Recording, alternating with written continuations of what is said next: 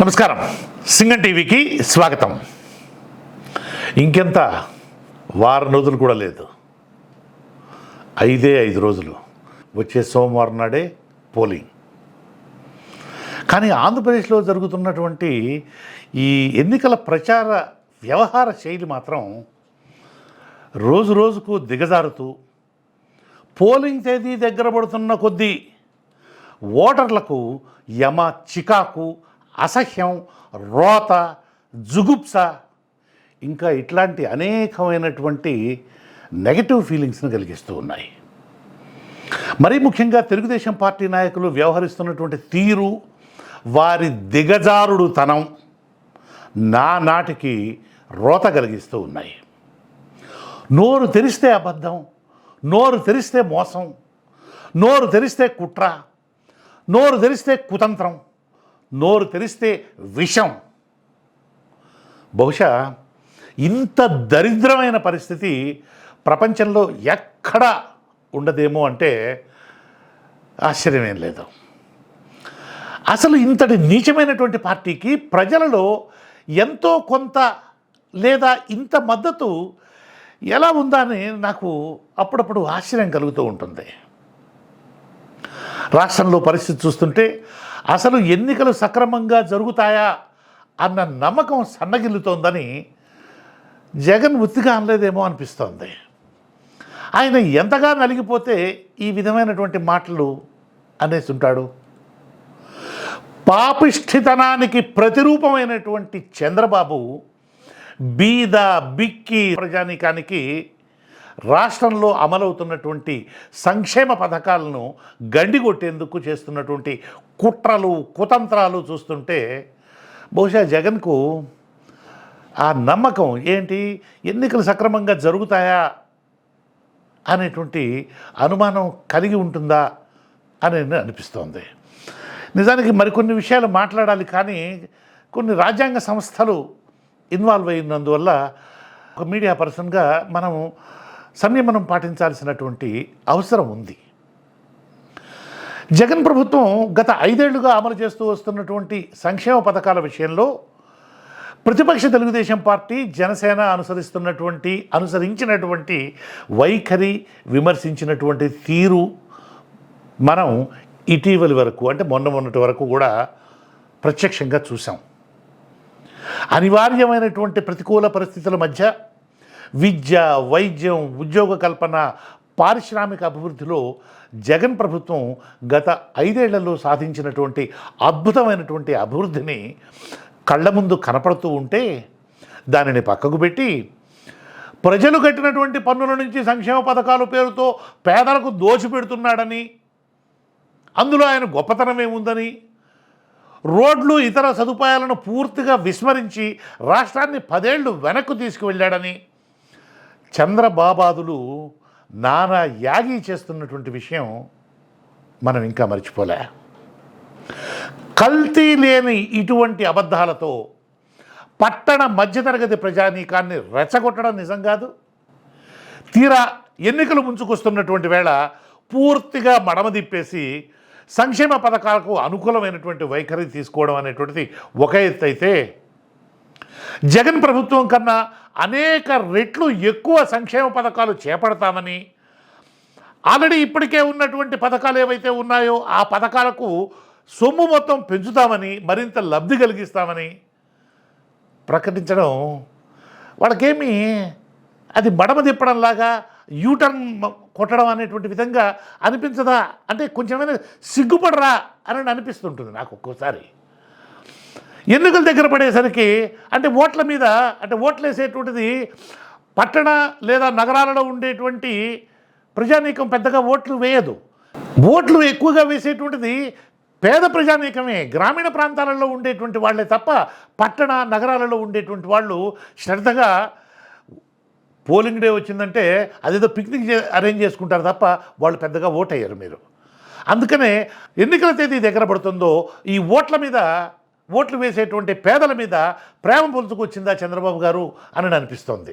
ఎందుకంటే ఒక్క రూపాయి కూడా అవినీతి లేకుండా 2,70,000 కోట్ల రూపాయలను నేరుగా లబ్ధిదారులకు బ్యాంకు ఖాతాలో జమ చేసి గ్రామీణ ఆర్థిక వ్యవస్థకు జగన్ చాలా జవసత్వాలు చేకూర్చడంలో ప్రధానమైనటువంటి పాత్ర పోషించింది, ఆయనకు అండగా నిలబడింది వాలంటీర్ వ్యవస్థ. ఈ వాలంటీర్లలో సగానికి సగం మంది ఆడపిల్లలే, అమ్మాయిలే. ఇది జగన్ ప్రభుత్వానికి ఒక పెట్టని కోటలాగా మారింది. దాంతో ఆ వాలంటీర్ వ్యవస్థను ఎలాగైనా దెబ్బతీయడం ద్వారా సంక్షేమ పథకాల ప్రయోజనాన్ని దెబ్బగొట్టాలనేటువంటి నీచమైనటువంటి వ్యూహంతో చంద్రబాబు ఆయన సామాజిక వర్గీయులు ఎన్నికల షెడ్యూల్ ప్రకటించకముందే తమదైన పద్ధతిలో వాలంటీర్లను ఎన్నికల కమిషన్ ద్వారా ఎన్నికలకు దూరం చేయడంలో విజయం సాధించారు. మనందరికీ తెలుసది. వాలంటీర్లను టెర్రరిస్టులని, దేశద్రోహులని, ఒంటరి మహిళలకు సంబంధించినటువంటి సమాచారం నేరస్తుల ముఠాలకు చేరవేసి వారిని అపహరింపజేసి వ్యభిచార వృత్తిలోకి వారిని దించడంలో వారికి సహకరిస్తున్నారని ఇలా నానా చండాలమైనటువంటి పద్ధతిలో వారిని తెలుగుదేశం పార్టీ అధినాయకుడైనటువంటి చంద్రబాబు, జనసేన నాయకుడైనటువంటి పవన్ కళ్యాణ్ విమర్శించినటువంటి విషయం కూడా ఇంకా మన చెవుల్లో ప్రతిధ్వనిస్తూనే ఉంది. వచ్చేటువంటి 5,000 రూపాయలకే గొప్ప సేవ చేస్తున్నటువంటి వాలంటీర్లు చంద్రబాబు ఆయన మనుషుల వైఖరితోటి రగిలిపోవడంతో రాగల ప్రమాదాన్ని గుర్తించి వారిని ప్రసన్నం చేసుకునేందుకు మళ్ళీ మొదలుపెట్టారు. అది మరొక యూటర్న్. ఎందుకు? వీళ్ళు ఉండేది గ్రామాలలోనే.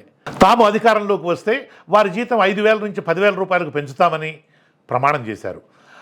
వారు నిస్సహాయ స్థితిలో పైకి శాంతించినట్లు కనిపించిన లోపల రగులుతూనే ఉన్నారు. అయితే ప్రత్యామ్నాయ ఏర్పాట్లు చేయకుండా వాలంటీర్ వ్యవస్థను దూరం చేయడంతో సంక్షేమ పథకాలు కుప్పకూలిపోయి లబ్ధిదారులు వీధిన పడేటువంటి పరిస్థితి ఎదురైంది. నెల 1వ తేదీనే ఉదయం 6 గంటలకే తలుపు తట్టి వాలంటీర్ల ద్వారా వస్తున్నటువంటి పింఛన్లు ఒక్కసారిగా చంద్రబాబు కారణంగా ఆగిపోవడంతో ఆయన మళ్ళీ జగన్పైకి నిందలు వేయడం మొదలుపెట్టి పథకాల లబ్ధిదారులకు నెల 1వ తేదీనే లబ్ధి అందాలని నానా యాగి చేశాడు. ఇది సంక్షేమ పథకాలకు సంబంధించి, అలాగే వాలంటీర్లకు సంబంధించి అంటే వర్చువల్గా యూటర్న్ కొట్టేశాడు. ఇంతకుముందు కూడా మీరు గమనించుంటే 2019 ఎలక్షన్స్ కూడా అప్పటిదాకా చట్టాపట్టాలు వేసుకొని బీజేపీతో తిరిగి అక్కడి నుంచి పోలవరం తెచ్చుకున్నాడు, స్పెషల్ స్టేటస్ని పణంగా పెట్టేసి బీజేపీతో చట్టాపట్టాలు వేసుకొని పనులన్నీ కూడా చేసుకొని బిల్లులన్నీ తెప్పించేసుకొని తీరా ఇంకొక 10 నెలల్లో ఎన్నికలు ఉన్నాయనగా హోదాకు అనుకూలంగా, పోలవరానికి అనుకూలంగా ఈయన ధర్మదీక్ష పెట్టి ఒకరోజు నిరాహార దీక్ష చేస్తాడు. అంటే జనం ఇంత పిచ్చోళ్ళు అనేటువంటిది ఈయన అభిప్రాయం అని అనిపిస్తుంటుంది. ఇకపోతే ఈ ల్యాండ్ టైటిలింగ్ యాక్ట్ అనేటువంటిది ఒకటి వచ్చింది కదా ఈ మధ్య. దానికి సంబంధించి అంటే ఇది భూ యాజమాన్య హక్కుల చట్టం, ల్యాండ్ టైటిలింగ్ యాక్ట్ అనేటువంటిది.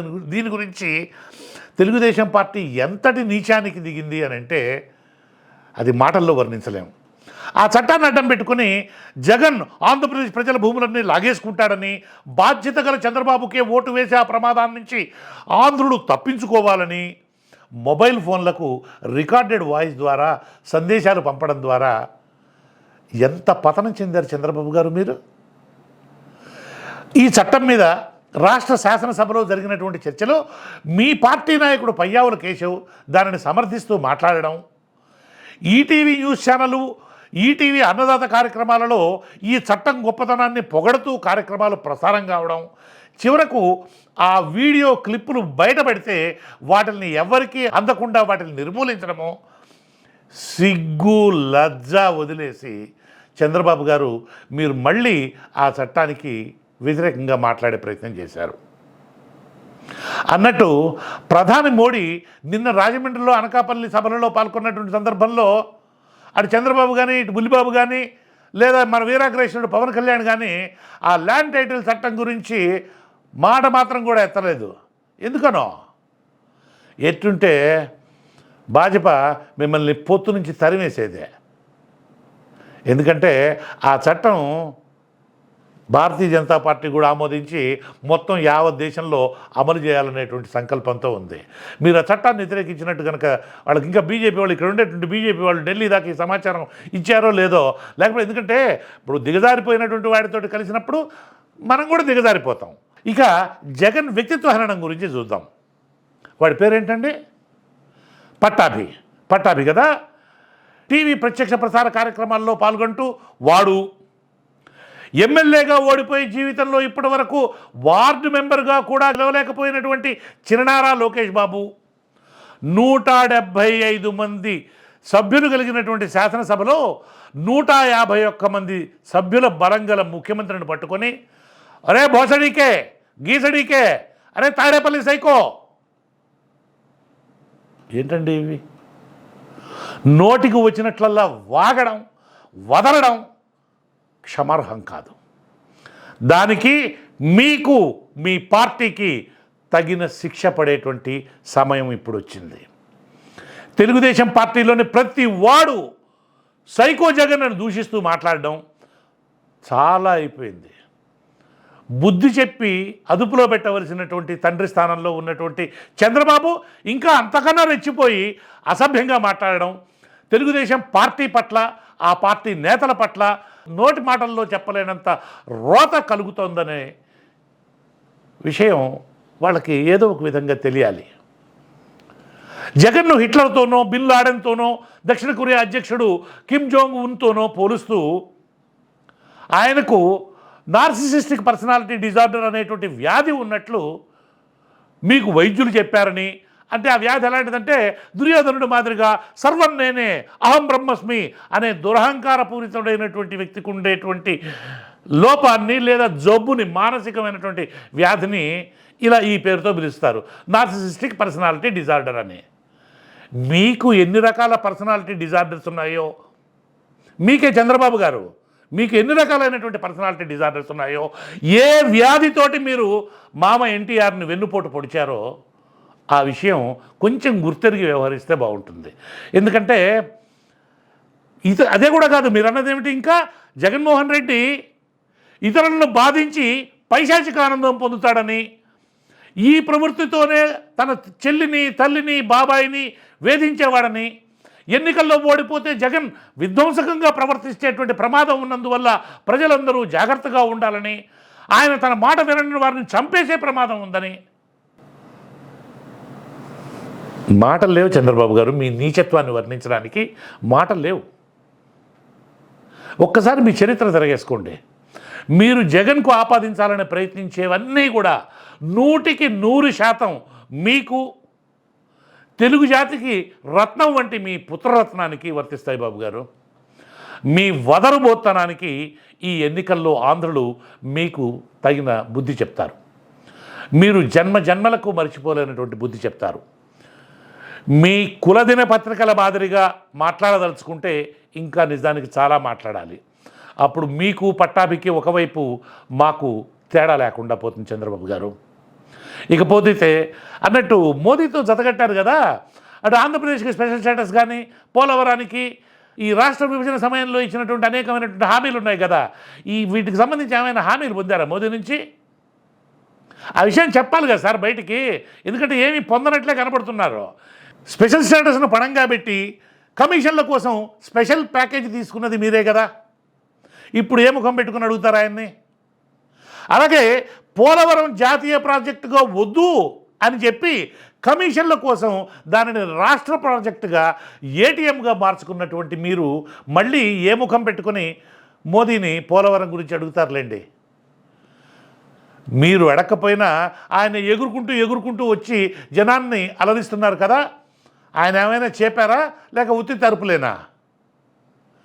చంద్రబాబు గారు, విభజిత ఆంధ్రప్రదేశ్కు మీరు మొట్టమొదటి ముఖ్యమంత్రిగా రాష్ట్రాన్ని అన్ని రకాలుగా సర్వనాశనం చేసి ఆంధ్రప్రదేశ్కు శనిలా పట్టి మీరు జగన్ నిందించడం ఏం బాలేదు.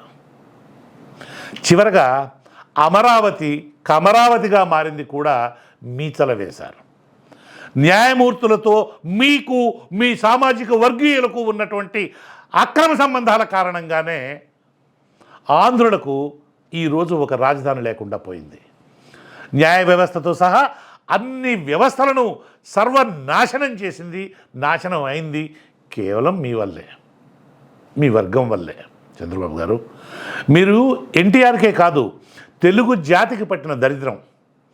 మీరు మీ వందిమాగద మీడియా సర్వనాశనం అయ్యేంత వరకు తెలుగు జాతికి నిష్కృతి లేదు సార్. ఈ వీడియో మీకు నచ్చేట్లయితే, ఎందుకంటే మరి కొద్ది రోజుల్లోనే పోలింగ్ ఉంది కాబట్టి సాధ్యమైనంత వరకు దీనిని ప్రచారం చేయడానికి, ఎందుకంటే చంద్రబాబు నాయుడిని తెలుగుదేశం పార్టీని ఎక్స్పోజ్ చేయాలి, వాళ్ళ యొక్క అసలు రంగుల్లో వాళ్ళని చూపించాలి. ప్రజలు బాధ్యతతో ఓటేసేట్టు విధంగా వాళ్ళకి సహాయపడవలసినటువంటి అవసరం ఉంది.